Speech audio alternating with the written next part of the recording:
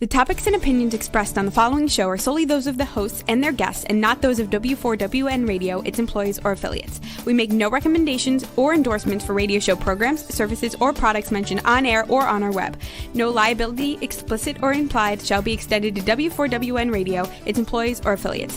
Any questions or comments should be directed to those show hosts. Thank you for choosing W4WN Radio.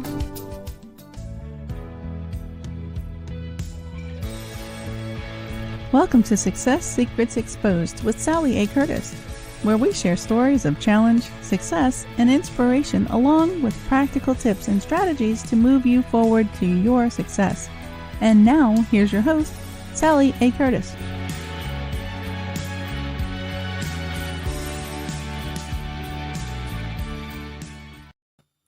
Good evening, good morning, and good day to you all. Welcome to another episode of Success Secrets Exposed.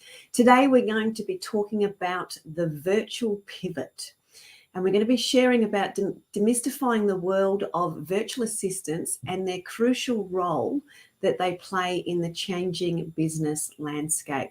So a very, very exciting and very interesting and relevant topic for you today. For those that are new to the show, I'm a marketing strategist for speakers, coaches, and consultants, specializing in content repurposing, which is the gift of turning your existing collateral into new profits. So in that role, it is my role to amplify your voice, your message, and your impact. So now let's talk about demystifying the world of virtual assistants. Today, my guest is Ingrid Bayer, who is the founder and CEO of the VA Institute and Find a VA here in Australia. She started her own business as a VA in 2008 and has went on to create the VA Institute in 2017. So she actually knows both sides of the fence. She's worked with over 500 startup virtual assistants and now has her own team of 18 Australian virtual assistants that help her run the VA Institute. As I said, she knows exactly what it's like to be on both sides of the fence. She understands what it takes to train and manage a VA, or in some cases, as we were just laughing about just before the show, how they sometimes manage us as well. An incredible wealth of knowledge and very, very inspirational. Please help me welcome Ingrid Bayer to the show. Thanks, Sally. It's so lovely to be here. Thank you so much. I'm very, very excited to sort of unpack this world of virtual assistants and the extraordinary things that they can actually help you accomplish. As we were talking with Roxy, she said that great phrase, teamwork makes the dream work. And that's exactly what VAs can do. So, absolutely. Yeah. So I'd love to start and kick off with a bit of a conversation around your backstory and perhaps also that reinvention of yourself, of how you became a VA. If you could share a little bit of that with us today. Oh, it's a pleasure to do that. It's interesting because when I cast my mind back to when I set up my virtual assistant business, it was primarily due to a workplace situation that many of us encounter, and it's very unfortunate that we're faced with this issue of workplace bullying. And so that was me about over 10 years ago. It was about 12 or 13 years ago actually. So I was in a situation that wasn't a great place to be, and my world was admin. I loved admin. I absolutely loved doing what I was doing.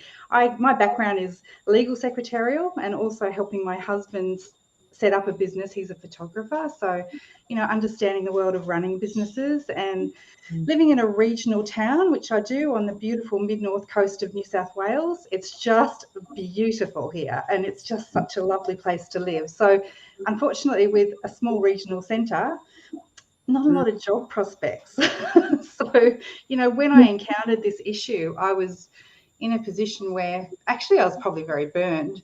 I didn't really want to go back into a workplace situation. I had to keep working. So I looked around and I found what appeared to be this thing, virtual assisting.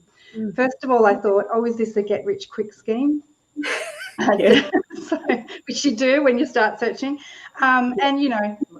Long story short, it wasn't. I started to actually be able to generate an income while I was working full time, I might add. I worked after hours and on weekends. I realized that this was the answer to me to be able to provide, skills in my zone of genius to people who actually enjoyed working with me, and I enjoyed working with them. So I had a choice all of a sudden. Within 3 months, I set up my virtual assistant business, which was really exciting and a really big thing for me. And then, I've spent a great amount of time working with amazing clients from all over Australia, actually. And it taught me a lot. And, as I sort of went down the track, I could see that other people setting up as VAs struggled sometimes, or it didn't even know where to begin. So that led me to, thinking about, well, I could actually help these people. And so I wrote my first book, which was really, I guess, my manifesto about how to set up a business properly and, how to be a great VA. And then I wrote my second book. I've just written my third book. But my first book was the catalyst to launching the VA Institute. And that's where I help and train people to actually become virtual assistants. And we take that right through to launching a website for them so that they're actually able to get out there quickly. And then on top of that, of course, came this whole idea about finding job leads for our virtual assistants who have come through our program. So hence we began a business called Find a VA, which is a free resource to connect with great virtual assistants. So that's a real quick nutshell, I guess, of what my journey has been. Yeah, that's beautiful. So I'm going to ask a question around what were the common problems for both sides of the fence. So firstly, obviously you created the Institute because you identified the problems that the VAs were having, which you just touched on slightly. So I'd like you to expand on that. But also, what are the common problems that the VAs are solving for the clients? Because I imagine there's probably some commonality, but there's a bit of diversity in that as well. Yeah. So for virtual assistants, the big issue for anyone coming into the virtual assistant world is the hugest issue is that it's a business. Rather than being an employee, they actually have to do a huge mindset change. And that's not always easy for some people, especially, when you've been working for 10, 20, 30 years in traditional employment, to actually be able to switch to that entrepreneurial mindset, which is what we call it, it can be quite challenging. So helping people understand that is a huge part of what we do to embrace that entrepreneurial mindset. And, there's so much support within the industry. So helping people understand too that, it's okay to actually ask for support. One thing that's really unusual in our industry, well, I think it's unusual, is that we're very collaborative. So despite the fact that we're often competitors, what we find is that it's interesting because it's 99% of us are women. I think it's this power of women working together and supporting each other and lifting each other up, which is just amazing. It really is just so gratifying to be part of that. So helping people understand that they don't have to actually fear their competitors. They can actually collaborate because there's only so many clients that you can handle. So it's nice to know that there's other people out there doing similar work to you. And then, of course, understanding that, you don't actually, as a virtual assistant, have to offer everything. What you need to do is you need to start in your zone of genius. And yes, you'll change as you go along your little merry way, and all businesses change. All businesses develop and diversify, and it's part of that natural progression. It's an organic process. So the best thing you can do when you're starting as a virtual assistant is focus on what you do best, and not look around and go, oh my gosh, should I be doing this? Or, oh, that person's doing that. No, that's the wrong way to look at it, actually. So that's from the VA side. So in terms of from a client side, and it's been really interesting because as you pointed out, when I started VA Institute, well, all of a sudden I started to actually take my own medicine and work with virtual assistants. The hardest thing for me was the delegation. So as an entrepreneur, as a business owner, especially if you're in a very small business where you've done it all yourself, that delegation aspect and that risk of micromanaging can be like a killer to your relationships with anyone that works with you.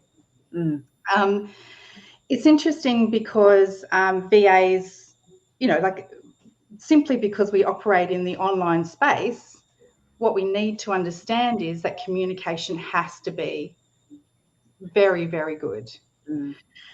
So that's something that we really do ask our clients and our VAs to concentrate very hard on when they start their working relationship. So for VAs who come through our program, we focus on creating that communication foundation. So setting the expectations straight up front. For a client, we would also ask them to think about, well, how do I communicate best in the online space?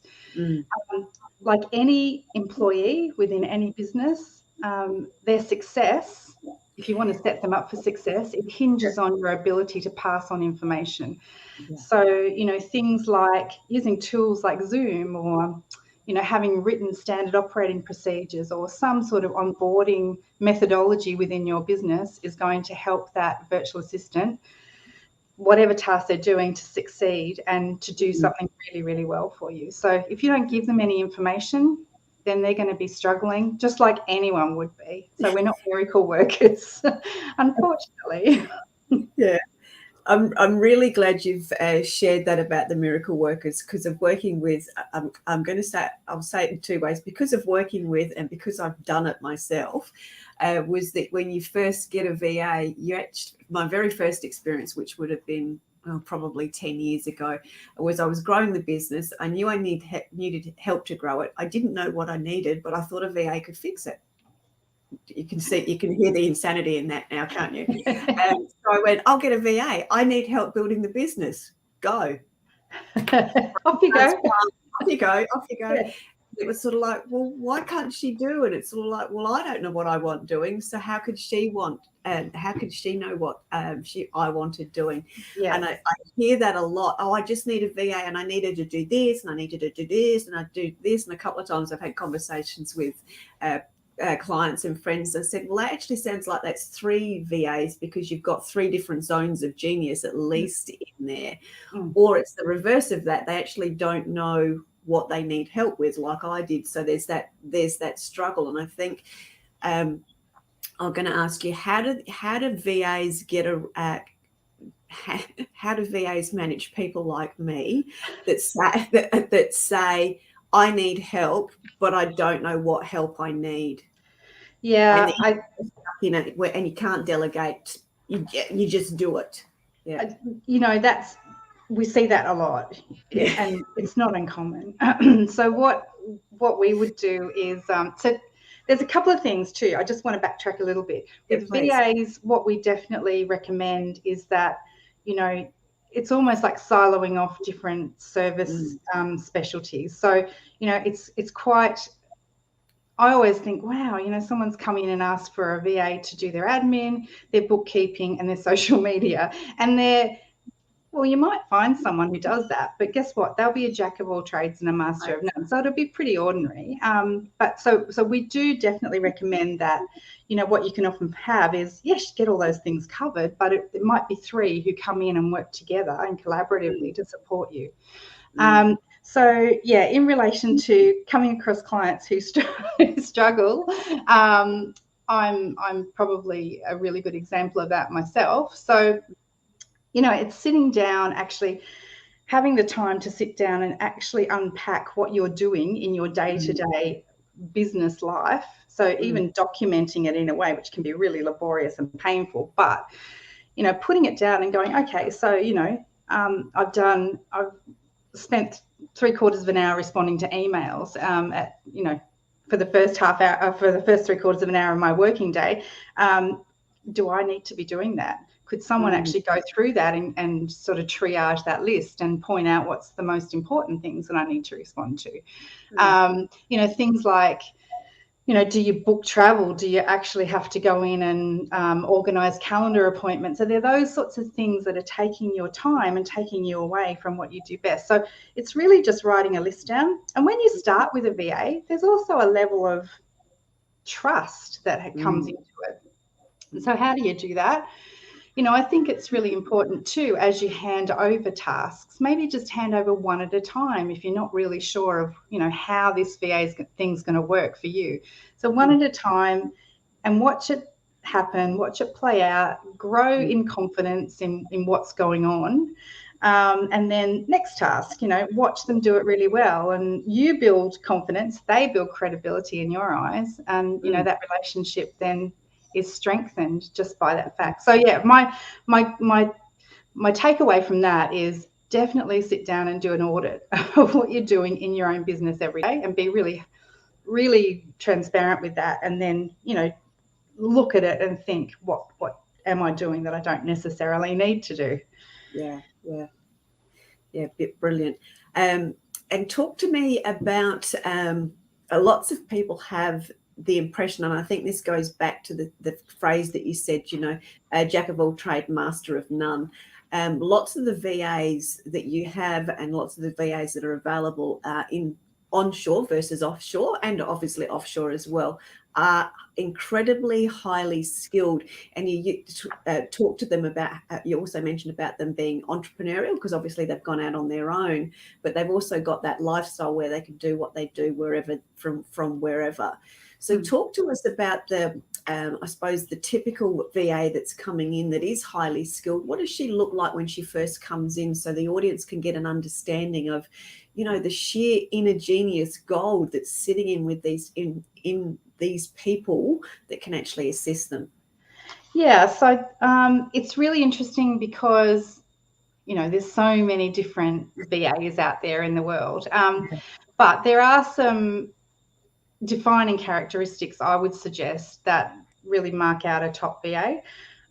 Number one would be that, they're set up professionally. So that's pretty critical, right? They've got their business set up. We certainly, through Find a VA, will not put anyone forward who hasn't got insurances, for example. They need to have insurance. I think that's really important.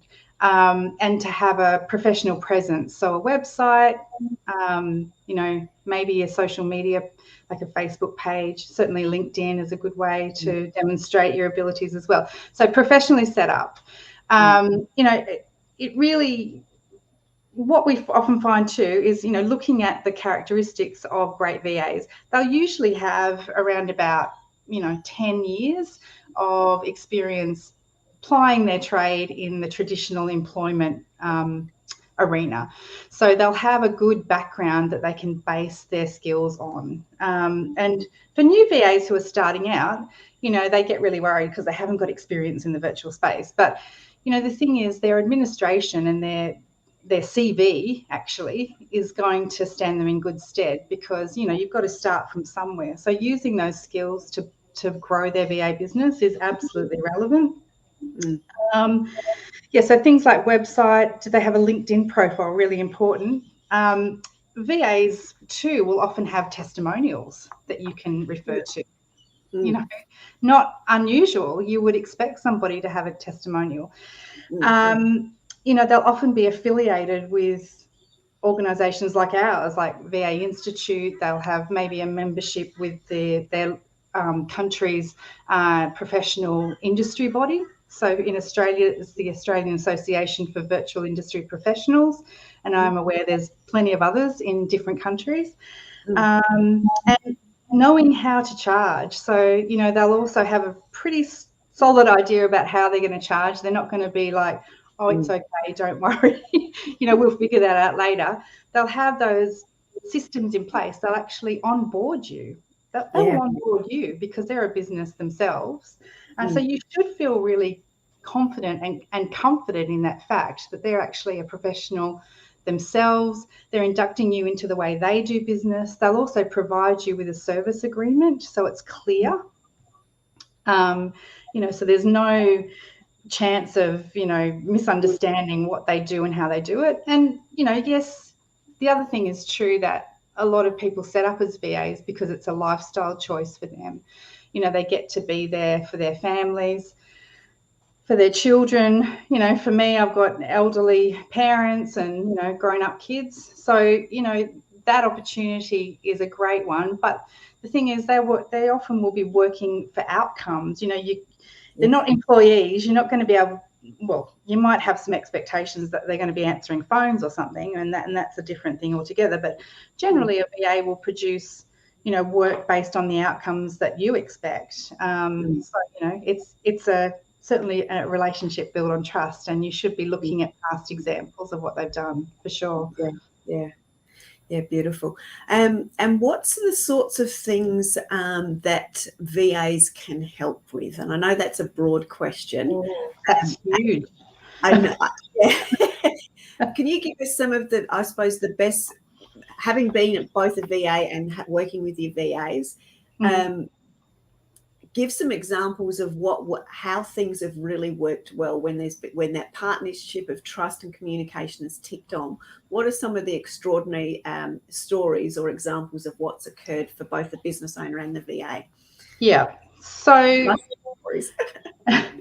look, you know, there is, where do I begin? I mean, look, I can give you an example of me, and I can also talk about the different services that VAs can offer, you know, and it's defined by what we can access online, really. Yeah. It really comes back to that.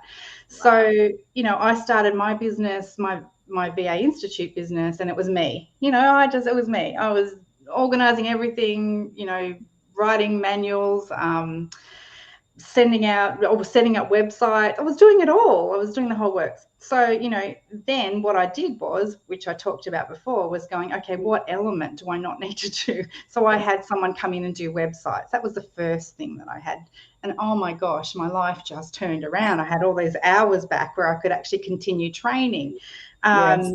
You know, then I had somebody come in and help me deal with the sales calls. So, you know, the people who were inquiring, because that was taking up a lot of my time. And I still share that task with a really great VA who is amazing in that space. And yet she picks things up. I've also spoiled myself by getting an EA, a virtual EA. Now, that has been a life changer for me, because what she does is when I'm busy, like even now when I'm talking to you, she'll be looking in my email inbox, she'll be flagging things, she'll be responding to emails for me. And it's just amazing. It's a lifesaver. So some of the services that VAs can provide, I mean, that's a few that I've talked about, but think about customer service, client relationship, think about website and IT. You know, there's IT geniuses, graphic design, bookkeeping, creating newsletters, doing blog posts, transcribing documents, general admin. There's a huge call for general admin, and then that higher level EA support. So even today we had an inquiry from somebody who was looking for that higher level executive assistant support. And, you know, we do have VAs who have come from that background, so they're very well set up. You know, event management, how events have changed into the online world, and VAs are well and truly skilled up in that, right? And then things like recruitment and the HR, podcasting support. You know, think about all those different elements that we didn't even know existed 10 years ago, and now they do. And a big area of growth that we're seeing is the online course creation too. So with the changes that we've experienced through the pandemic, you know, a lot of training has gone online. So setting up online courses is huge. And then, of course, social media management, that's always going to be there. But what else you can find is that there'll be VAs who specialise in different industries. For example, legal or medical, allied health, could be financial services, could be real estate, you know, different industries. It's just, you know, that's why I say, where do I begin? Because everyone has so many amazingly different skills, which is why it's great to see people specialise. But I think that list and that context that you've provided actually helps people expand their thinking about what's possible for them, understanding that there is just literally so much diversity with the skills, the things that they do, but also then the industries as well. So for a novice that doesn't know the proper language and the proper description between an EA and a VA, can you unpack that for us, please? Okay, so an EA. Okay, so an EA is a particular admin, that's a profession, an executive assistant, right? Yeah. So an executive assistant works for executives, supporting them in their day-to-day running of their businesses, or, executives within corporations. So an EA is often like a 2IC, actually. They know so much. They're really great EAs will be able to proactively support their boss. So a virtual assistant, however, is an umbrella term that's used to describe all those different service providers. Yeah. So, it's interesting because we've aligned with this word virtual assistant. And so it's a bit confusing sometimes. So what we have is within the industry is virtual EAs. So it is quite different. Yeah, no, I wanted to clarify that because in my arena, you hear more around the VAs, but I'm just doing more work in the corporate arena, and you hear more about EAs. Yes. EAs typically, up until obviously the significant changes we've had, have often been in-house. So when you think of the corporate and the executives, everyone's in-house, but of course everyone's either not in-house or is doing, a bit of a hybrid version. So I've seen the terms be used loosely across the two, and it's like, no, there's definitely a significant difference, and it's that more of that 2IC proactive support. Would they almost be like an operations manager too? Definitely, it can turn into that. So it's probably more likely to be like that with like a smaller size business. So when you're a solopreneur or a very small company, what you might find is your EA is the person that pulls all those pieces together. So they'll actually, direct and control what's going on and the flow of business, and they'll, pull those strings together and make sure that everyone's working and talking together. They're an absolutely amazing part of any business. When you experience an EA for yourself, a virtual EA, I can tell you it's amazing. Yeah, feels like magic's happening. Yeah, it does. It is. So how does somebody go about finding a great EA or VA? What should be their first steps when they're considering it? So as we talked about, thinking really, what do I need? So having a pretty clear idea in your mind about what am I looking for, and what support do I need? Doing a little bit of maybe writing down a few bullet points if you haven't got a standard operating procedure for anything. Maybe, documenting it in such a way that you can clearly explain to people what you're looking for, because that'll be a great way to find the right person if you can tell them exactly what you're needing. And when, you can approach places like Find a VA, and, that's something that, we offer a free service to businesses who want to connect with virtual assistants.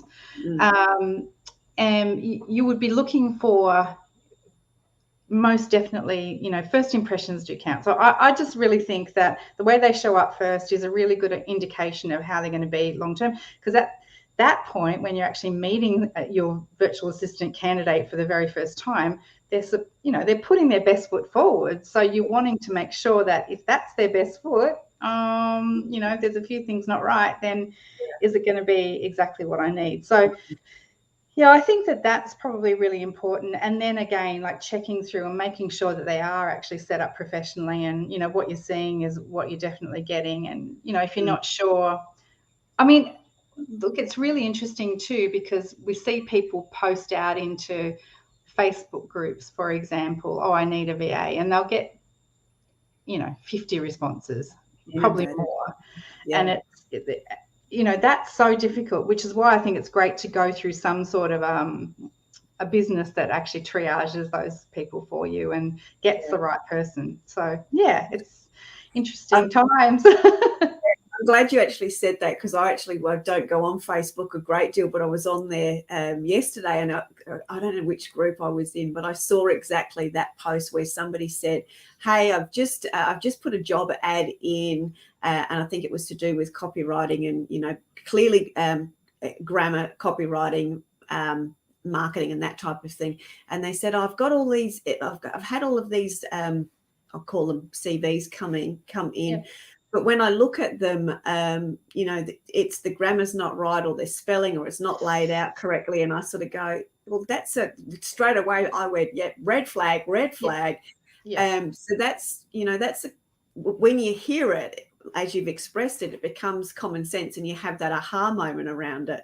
But when you're desperately in need of getting somebody in, and you get 50 inundated, and that nothing is standing out, that's where a service like yours is actually going to save a lot of time as it relates to going through the mess and sort of and then getting somebody that's not really right. Because to me, I would go back to my sign on the back of my wall here that says trust your instincts. If you're questioning, is this correct, it's probably not, in that you need to move forward and find somebody that's that actually helps bring up that standard, because ultimately you're bringing somebody into your business to bring the standard of your business and the speed in which you do things up as well.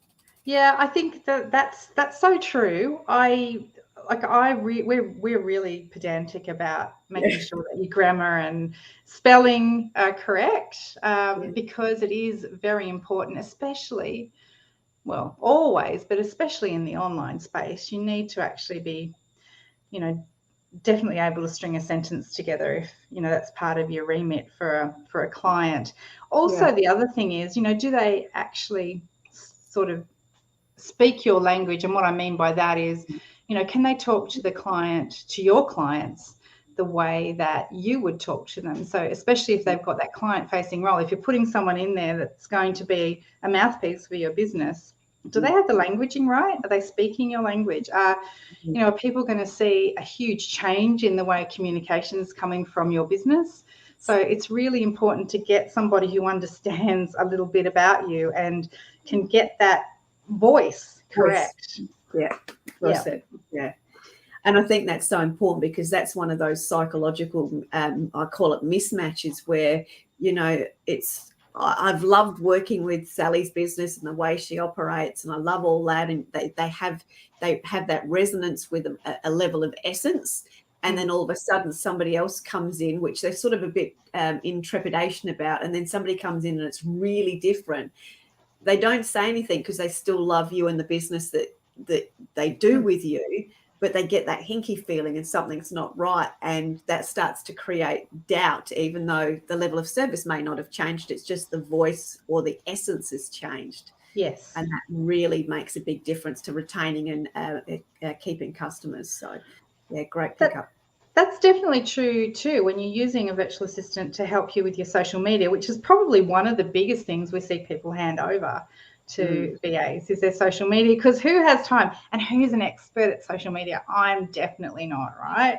I'm great at helping people understand how to set up a great VA business, but social media, I mean, I can do it, but I'm not that great at it. So, it's important to have, in your branding guide. So if you haven't got a branding guide, get a branding guide, which can be as simple as your colors and your logo, the fonts that you use, and then the way you speak, the languaging that you use, so that your VA or whoever's doing it understands what's expected. You would say, don't say this. Like, we've got things about how you, we don't like abbreviations, we like full words, those kinds of things in certain instances, and correct grammar. Absolutely. Here on that one. How do you go about helping the clients that come to you that know they need support? I'm going to use the term control freak because that's my term. How do you help them or guide them or give them guidance so that they have a state of readiness for those that are apprehensive to hand over to the controls? I know you talked about that one item at a time, but how do they get to that point where they're even at that comfort level of being able to take that leap of faith almost?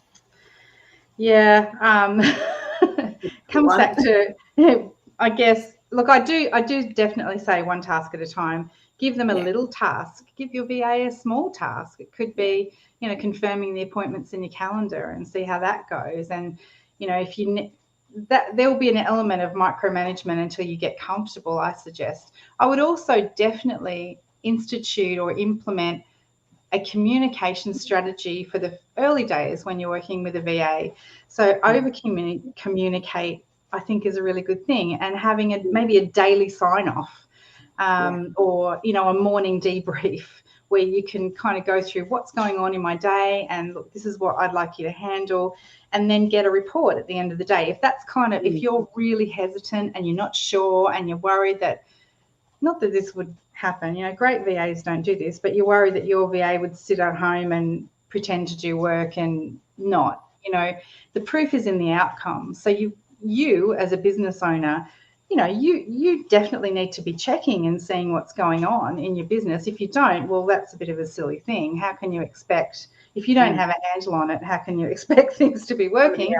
Yeah, and most VAs will send you through a timesheet as well, and you can ask them to do that. We've got great programs that we use to document our time, and show where that time is being spent, where your money's being spent. So, I would suggest, communication is really critical, and in those early stages, remember too that a VA in the early days, like when you first start working with them, will be learning as well. So they'll be perfecting how they do things for you. So it might take a little bit longer in the early stages, but as they build confidence and as you communicate and let them know, when things perhaps aren't exactly how you wanted them and can you correct that, they'll learn and then things will get better. So, the one task at a time, I just think it's great. And I remember working with a client who, they were an amazing entrepreneur in Sydney with a really great IT business. Yeah. And he gave me like that, exactly that. Let's start with the calendar management. And he gave me really clear instructions about how to do that. So I documented all that, and I created in the end an SOP that went for like 50 or 60 pages. So we knew exactly what we were doing. And each time he'd add a different task, I'd document that for him. So, yeah. I think that's a key thing too, when I really just want to flesh that out a little bit, because that's been my experience with the VAs as I've got them on, as I've been building my business and putting systems in, is we've talked it through. We've often videoed, this is how I'm doing it. Can you check when you do it that you do it the same way? Is there any extra bits that I've missed? And then that's how we've gone about sort of creating the operations manuals and the step-by-step process. But then they just continue it for me. And it was like, I could just kickstart it and then they just continue it because it's their zone of genius and it's not mine. And it's like, no, we need to keep Sally out of it now. Just keep her out of it. And that's when you find somebody that understands and gels with you with the way that you operate and can add value and almost, in my case, in some elements contain, but then perfect and then amplify what we're doing, then that's the godsend that a great VA can do in your business. We actually have a safe word within my team. You're going to laugh about this. It's their signal to me. We have a great relationship. My team is just amazing. And so my safe word, it's actually BOMM, bomb. And that means back off, micromanager. And when they put that anywhere, I'm like, oh my God, I need to step back. I'm obviously treading on toes here. Oh, that's brilliant. But it's just that little code that it can be said sort of delivered under the radar, but hits you right in the face, so to speak, to back off. That's fantastic. Yeah, that's good. I get told, yes, it's okay. We're just in containment mode. It's like, oh, okay, no problems. Okay. What do you need to know from me today? Yeah, I love that. So can we just sort of pivot slightly based on we're having a pivot conversation for those women that are highly skilled whether that's been partially working, managing a household, whatever that their skill set is, that find themselves in a position now where their world has changed because their work scenario has changed. What do you suggest to them to look at, consider their steps forward if they're sort of thinking, could I do this? Is this for me? What are their first points of steps to things to consider? So would be having a look back through your CV, thinking about, really what can I do? What's available on the web? How can I operate and provide a service on the web, on the net? Secondly is go through that list, and it could be a really long list of all the things that you can do. Don't forget too that busy entrepreneurs also need their personal lives managed too sometimes. Totally. So we often have that as a default too, that experience in running a household. So there's lots of different areas that you can actually offer as a service, but look through everything that you've put on your list. So go through everything in your CV, go through everything in your background, think about the things that you've done, in a voluntary capacity. Maybe you've helped to administer a sporting group. Maybe you've helped run a sort of network somewhere or something like that. But then think about, what do you love to do? So out of that list, pull out the things that you love to do that really, really, really make you happy. Because if you're going to start a business, you want to be doing something you love. You don't want to be doing something that you dislike. And people do stuff they dislike because to them it's a means to an end. But it's not a very nice means to an end. So, knowing that you can actually specialize in a particular area is a great place to start. That would be definitely the first step if you're thinking about it. Now, the world has changed dramatically. It's never going to go. My thought is it's not going to go back to how it was before COVID. Yeah. I think that we're seeing businesses. So also take some assurance from the fact that businesses have also had to figure out, how do I continue to operate in this crazy world? And so you coming into the scene and being able to take one element out of their to-do basket is going to be a godsend. So it's all going to be relevant. And to be honest, people who are thinking, wow, I don't know if I could do this, but they've got an admin background, you're already doing it. So you don't have to worry about that. We just need to help you to understand how you can transition into, classing yourself as a business operator, basically, and offering that as a service. And just for those women that might go, oh my God, but I'm not so good at the internet, or I've only got basic knowledge. Talk them through that, because I think that holds a lot of people back, and I don't think that's as big or a scary step. Am I right in that thinking? Well, 99% of people are using the internet every day. Think about you logging on to do your online banking, paying bills online. Who doesn't order stuff online? You might think, oh, but I don't know how to manage emails online. Well, it's a simple step, and we can show you how to do that. It's just not getting caught up in the detail. If you have the skills, we can help you translate that into your business. Yeah, beautiful. Thank you for saying that, because I know when I'm talking to people about the different programs that I use to run my business, they sort of suddenly think that I'm this tech whiz bang superhero, and it's like, no, it's just that I found tools that help me continue to either leverage what I'm doing or be lazy and still leverage what I'm doing, because they're just organizational tools that that are no different to, as you say, doing your online banking or scrolling through Facebook or whatever. So we can look to YouTube as well, which has so many resources. So that's your DIY guide. Go and enter into YouTube what you're trying to find out, and I guarantee you'll get 20 or 30 different tutorials on there for free, right? Yeah, beautiful. Is there anything else you'd like to add or share? No,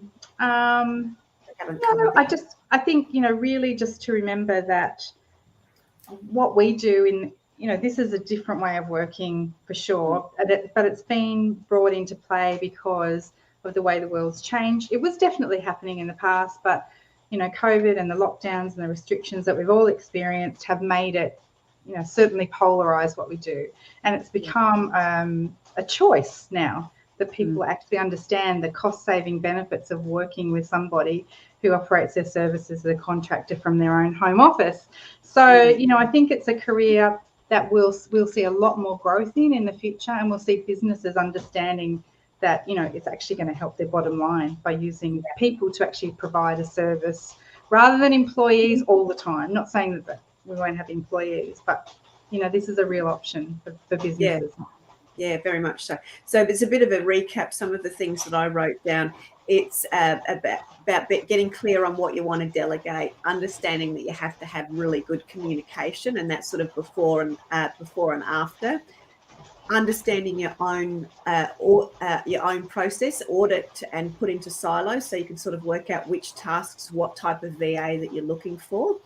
And obviously that the whole process is that slowly built on trust and confidence. And then sort of understanding what a really good quality VA starts with, and understanding what you're needing, yourself are needing to start with. So that's great. And people can obviously contact you if they're looking for VAs in Australia, as well as New Zealand now, That's right. and soon to be on the board, the US as well.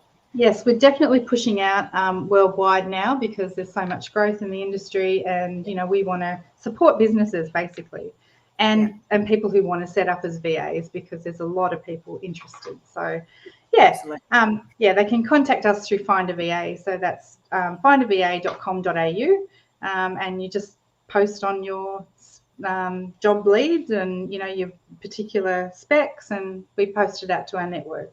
Yeah, beautiful. And if anyone's looking for some tips on how to go about choosing the right VA, we do have a downloadable from Ingrid, which you can also get at gettalk.at/VA, and that'll be up on our social media channels.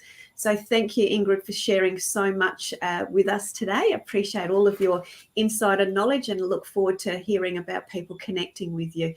So we'll just nip to a quick break and then I'll come back and recap the show. Thank you very much, Ingrid. Thank you.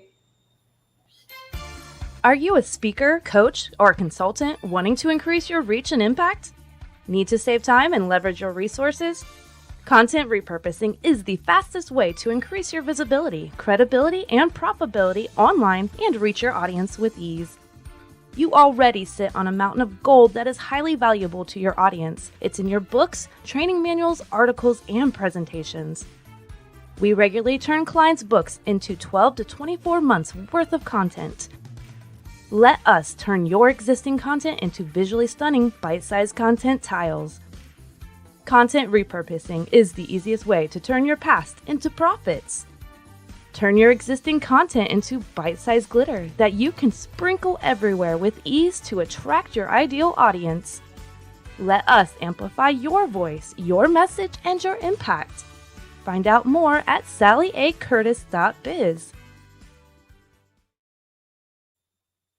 Well, thank you very much, everyone, for joining us. If you are looking to create your own opportunity and you've got some very specialized skills, then perhaps being a VA or an EA is a new path of opportunity for you. So certainly reach out to Ingrid in relation to that.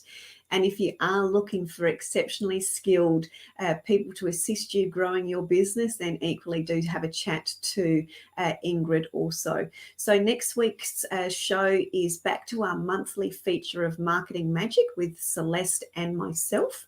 And we are going to be talking all things customer retention. And for those that are new to that element of the show, Celeste is also a marketing strategist and has a background working with service-based bricks and mortar businesses, whereas my expertise is more around the coach, consultant, and speaker. So we do a relay of discussions for both those markets, and it will be on, as I mentioned, customer retention and attracting customers. So that's next week's episode of Marketing Magic. I look forward to seeing you then. Have a fantastic day and weekend and week ahead, and I'll see you again very, very soon. Take care.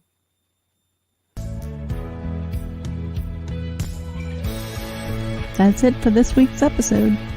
Thank you so much for joining us. I trust you got some inspirational tips to move you forward.